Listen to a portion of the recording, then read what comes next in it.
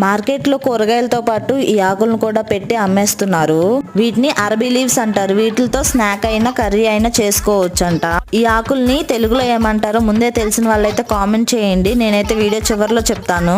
ముందైతే ఈ ఆకుల్ని బాగా క్లీన్ చేసుకుని వెనకమాల ఉన్నటువంటి తొడిమ గట్టి భాగాన్ని కట్ చేసుకొని పక్కన పెట్టుకోవాలి. ఒక ప్లేట్ లో 1 కప్పు శనగపిండిని తీసుకొని అందులో పచ్చిమిర్చి, అల్లం వెల్లుల్లి గ్రైండ్ చేసుకున్న పేస్ట్ అయితే యాడ్ చేసుకోవాలి. వాము, జీలకర్ర, పసుపు, ఉప్పు, కారం, కొంచెం ధనియాల పొడిని యాడ్ చేసుకోవాలి. 2 టేబుల్ స్పూన్ల బియ్యం పిండిని కూడా యాడ్ చేసుకొని కొత్తిమీర జల్లుకొని వాటర్ తో మిక్స్ చేసుకోవాలి. కొంచెం చింతపండు పులుసును కూడా యాడ్ చేసుకోవాలి ఇందులో.